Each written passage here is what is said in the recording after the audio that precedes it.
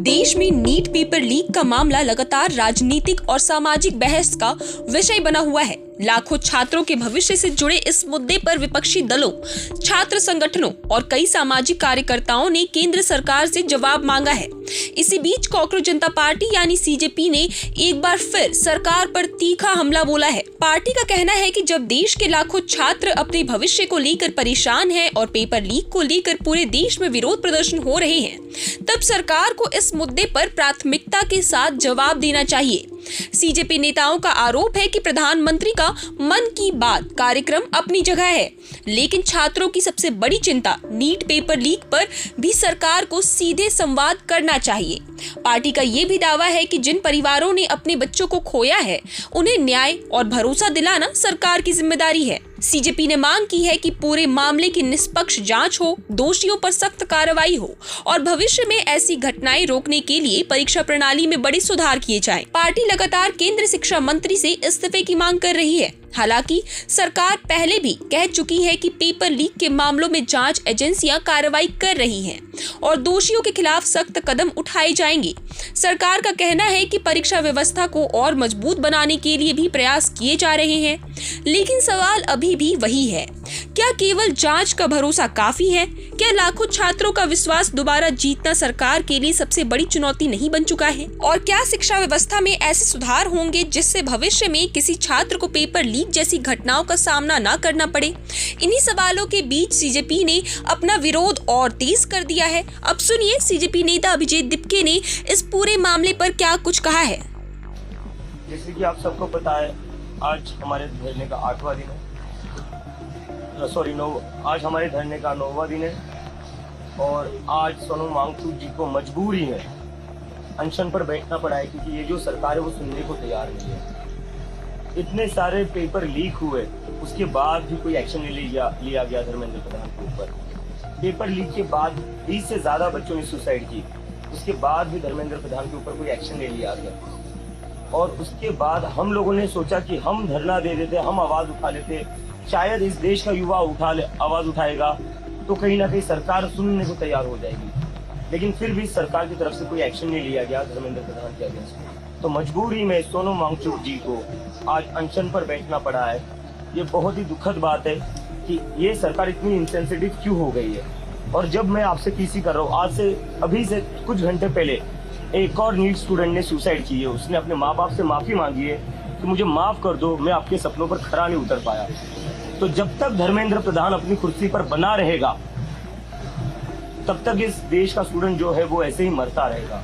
Dharmendra Pradhan is a terrorist of India और हम चाहते हैं कि धर्मेंद्र प्रधान के अगेंस्ट अबेटमेंट टू सुसाइड का केस लॉन्च किया जाए। कब तक इस देश का स्टूडेंट ऐसा मरता रहेगा? और मोदी जी को क्या प्यार है धर्मेंद्र प्रधान से? ऐसा क्या मिल रहा है धर्मेंद्र प्रधान से जो अभी तक उसको कुर्सी पर बनाए रखा है? 1 करोड़ से ज्यादा स्टूडेंट्स परेशान है, रोज स्टूडेंट सुसाइड कर रहे हैं और मोदी जी कहते हैं उनके बर्थडे पर हाईली कमेंडेबल वर्क। क्या कमेंडेबल वर्क है? 20 बच्चे सुसाइड करते हैं, ये कमेंडेबल वर्क है? शर्म आनी चाहिए नरेंद्र मोदी को। पेपर लीक पर एक ट्वीट नहीं किया, 20 से ज्यादा बच्चों ने सुसाइड करी, उस पर एक ट्वीट नहीं किया, लेकिन धर्मेंद्र प्रधान के बर्थडे पर ट्वीट करते। ये देश के प्रधानमंत्री या एक पार्टी के बस प्रेसिडेंट बनकर रह गए। नरेंद्र मोदी या तो पार्टी चला ले या देश चला ले। अगर देश चलाना है तो उन्हें नीट पेपर लीक पर बोलना पड़ेगा, नीट पर बोलना पड़ेगा, स्टूडेंट्स की सुसाइड पर बोलना पड़ेगा। लगा रखा है highly commendable work, efficient minister. क्या एफिशिएंसी है? बच्चों को मारना एफिशिएंसी है उनकी।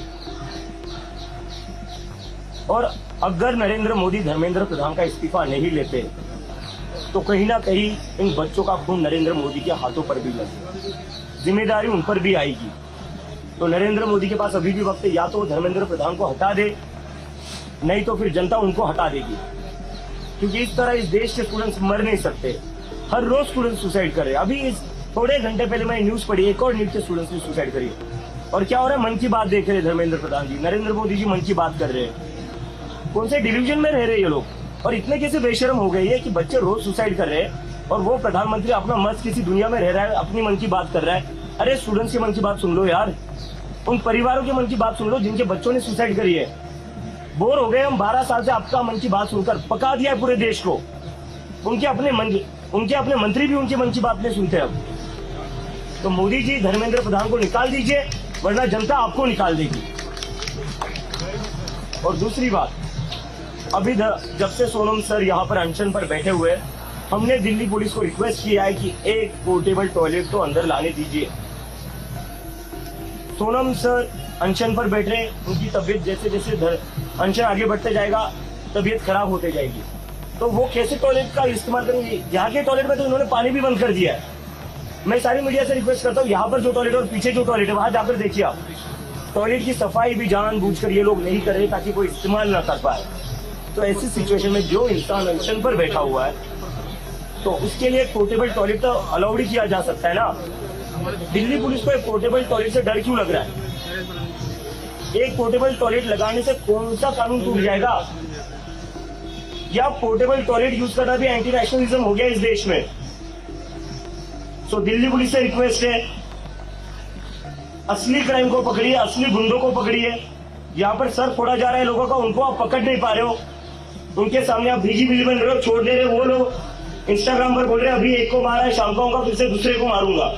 तो हमारा पानी रोकने की बजाय, हमारा खाना रोकने की बजाय पोर्टेबल टॉयलेट लगाने दो, हमें वो रोको मत। और कुछ ना अच्छा काम कर लो, गुंडों को पकड़ लो जो यहाँ आ रहे लोगों को मारपीट कर रहे। देश को बहुत उम्मीद है, देश से ज्यादा आपके बच्चों को बहुत उम्मीद है, आपके बच्चे आपको हीरो समझते हैं, तो हीरो वाला काम करिए, ये तुच्छी हरकतें मत करिए। प्रभातखबर.com, विश्वास वही, रफ्तार नहीं।